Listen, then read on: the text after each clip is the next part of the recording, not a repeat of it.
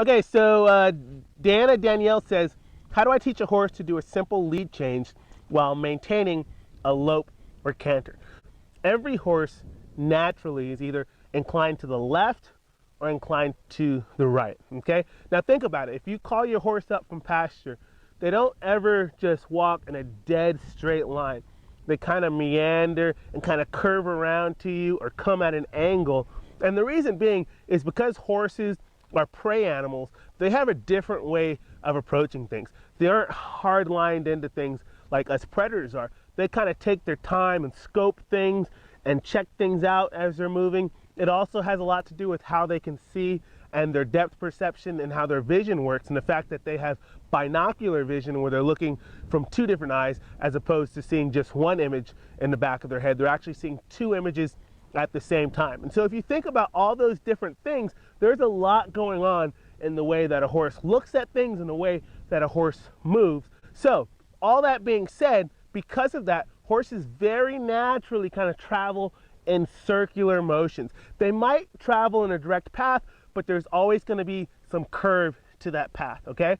And so when we talk about cantering or loping, we want to make sure that we set our horse up to put our horse into a curve. And that's what we call shaping or bending our horse throughout the body, okay? So when we're talking about doing a transition, the first thing we need to make sure is that that horse is shaped. And when we say shaped, for example, if I'm going to take a left lead, okay, I'm going to take my horse to the left, that nose is going to be tipped to the left, there's going to be a little bit of give in my pony's rib cage, and they're going to be reaching out with those left leads, okay, and going to the left, okay? When we talk about now a transition, that's where we're going left, left, left, and while maintaining our gait at the canter, we switch and we go right, right, right, okay? And so there's a process to get there, and it's really simple, but it takes some time and it takes some fairness on our part to make sure that our horse is going to be set up to be successful and that we're not just pushing them and rushing them along. So first thing, make sure your horse is cantering, taking good leads, they're soft, all of the things that I talked about in the previous reply where I talked about horses being nice and quiet and giving and going ahead and engaging their hind end underneath them and departing immediately when you ask. You're not going to try and teach a flying lead change to a horse that is stiff and bracy at the canter. Work through that, get them willing, get them soft, then we can start looking at the flying lead changes. But once you get there, here's what you're going to do. You're going to go ahead, incline your horse to the left, ask for that left lead, left, left, left. Then take a deep breath, slow your horse down to a trot. Let your horse trot maybe 5, 6, 7 strides, okay? Trot, trot, trot, trot, trot, trot, trot. Then go ahead and pick up your right lead. Tip that nose to the right just slightly, put some bend in their body, and go right, right, right, right, okay? Then you're going to breathe your horse down back into a trot, but this time you're going to decrease the amount of trotting strides that you do. So if you did 6 or 7 that last time, you're going to do maybe, let's say 4 or 5 the next time. So trot, trot, trot, trot, trot. Then you're going to go ahead, pick up the left lead. Go left, left, left, left. Then take a deep breath, slow that pony down to a trot. Then this next time, you might go down to maybe 2 or 3 strides.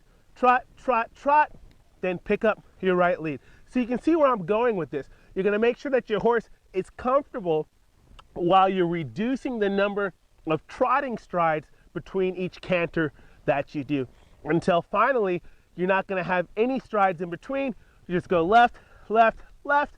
You'll shape your nose and shape your horse to the right and get them prepared, and they'll very naturally just pick right up into that gait and keep that gait going as they do their flying lead change, okay?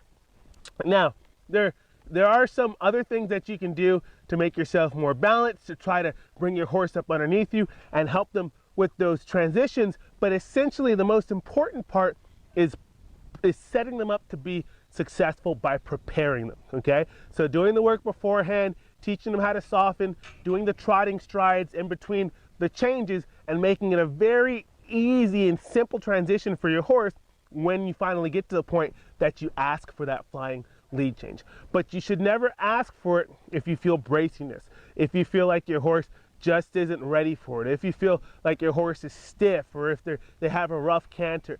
What you want to do is work through all of that stuff first and then go ahead and do the canter, trot, canter exercises in order to get them to transition from one lead to the other and eventually get them to do a really nice flying lead change.